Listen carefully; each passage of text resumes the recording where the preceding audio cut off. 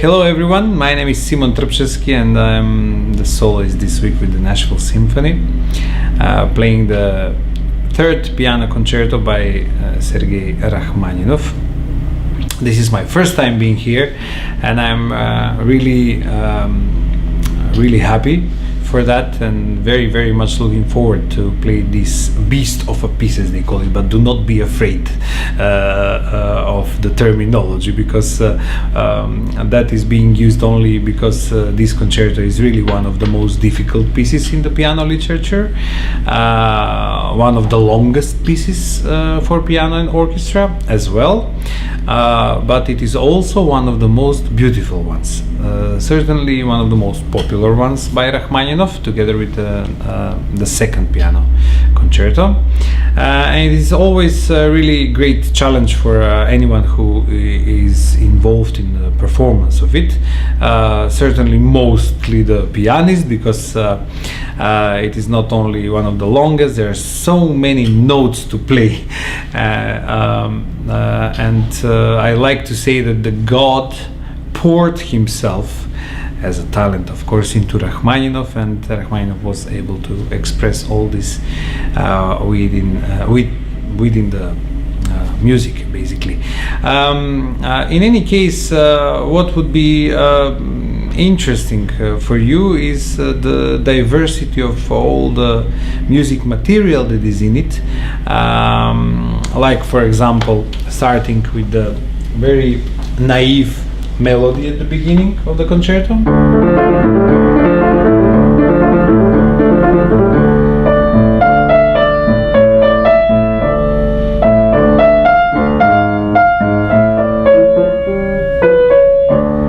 So it's basically like people say, there is a saying that Rachmaninoff might have heard this melody in a church and that he took it. It does sound a little bit orthodox and how shall I say, introvert, intimate piece of music.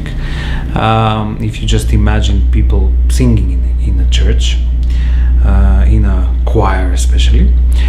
But the very interesting thing is that this theme has been developed quite a lot within the whole concerto in very different options, I would say, and lights and different moods. It's used for the big climax in the piece, for example in the first movement, in the cadenza as well. Cadenza is, just for you to know, the piece in one of the movements of a concerto, in this case in the first movement, where the soloist plays himself and he can show off more or less his capabilities, depending on the music material, of course. Here I'm going to play the big cadenza, because Rachmaninoff wrote two, big and small. I will play the big one, which is pretty well, challenging, difficult and robust, and with lots of sound, and so on and so on. Another melody that you might want to pay attention to is, for example, the second theme in the first movement.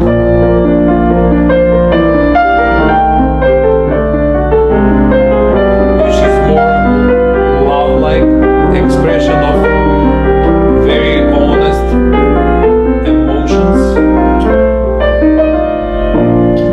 which is developed later in even more beautiful way with the combination of different instruments and so on and so on. Of course, this is like a journey, I would say, of Rachmaninoff's life throughout the whole piece. I mean, he prepared it for his tour to this country, to the States, and basically more or less practiced it on the way on the boat, and journeyed through a whole life, as I said, but that life being fulfilled with all sorts of events, different moods, as I have mentioned before. He was certainly, I would say, touched, inspired in a way, but by all the events that were happening back home, some happy, some not very happy. On the other hand, certainly big inspiration by the people, love, big inspiration from the nature as well, and he's clearly describing that in let's say even the second movement, like this theme.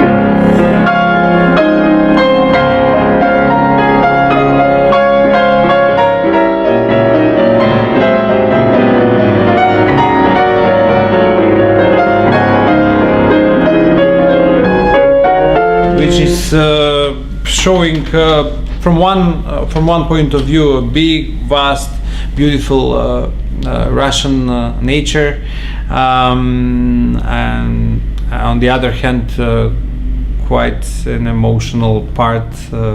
Depends how you will understand it, how you will get it, and how you would approach to the effect that you will get from the sound itself of the music. It can. What I wanted to say is that it can be also love and a big passionate moment of expression of love.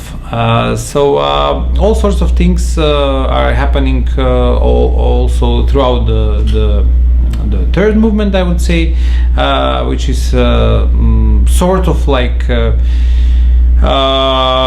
tribute in a way to more, you know, dance-like feeling in the third movement, for example.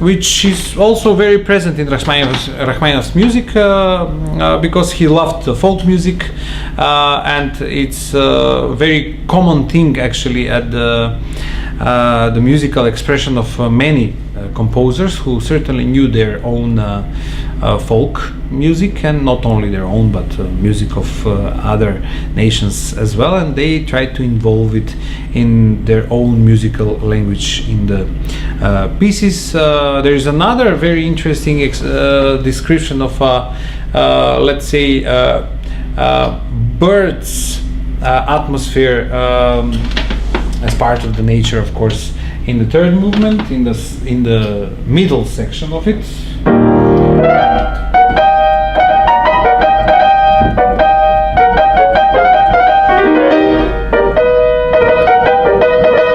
So with all the combinations of the woodwinds, for example, in the third movement, one can really imagine this kind of effect that birds are doing, and especially when you hear the flutes or the oboes and so on and so on. Really fantastic description of the natural language, the language of the nature, sorry. And another big tune that is another example of Rachmaninoff's fantastic talent to capture the hearts of the people, of the audiences.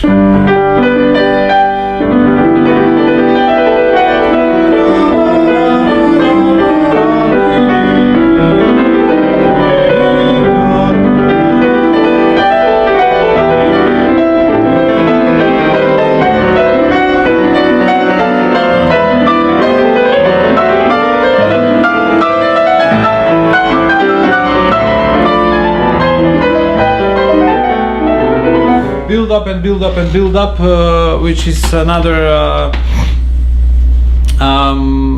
example, I would say, of his really rich soul, if I can say, and the ability to develop such a musical language that is, of course, well, romantic. Sometimes it goes to I mean, it is neo-romantic in a way. It goes even further in the expression with the very jazzy harmonies at some points, but my point is that his talent for fantastic melodies that sound so natural, coming from the heart, is really stunning, and that is one of his certainly powers, so to say, in order to be loved by the audience and to capture people's hearts. That's why we all love him. But what you should probably pay attention to is also the fantastic orchestration. So you can see that it's not only the pianist who is really engaged throughout the whole piece with so many notes. One day I promised myself that I would count all of them in this concerto, at least for the piano score, but also the engagement of the whole orchestra. So Rachmaninoff was a person who certainly knew the orchestra fantastically well, and he used it in the most genuine way, I would say, where he treats the musical material equally within the whole musical equipment that he had in his hands, in his head, and so on and so on. So he was able to provide all sorts of different sounds, and this is really what is fascinating about him, mainly as a pianist, but as his main instrument, of course, but also a fantastic, such a colorful and imaginative orchestrator as well. So I think that if we just forget the fact that this is one of the most difficult piano concertos in the repertoire, and if we just give ourselves to the music, I think that you will have a chance to be present at a wonderful evening, whichever of the evenings you come, Thursday, Friday and Saturday, with the Nashville Symphony, with the maestro Robert Spano. We are all equally involved because teamwork brings results, and we will certainly give our best and enjoy the performance, and we do hope that we will be able to sort of transmit that to all of you who will come and support not only us but in general the whole music. Come and enjoy.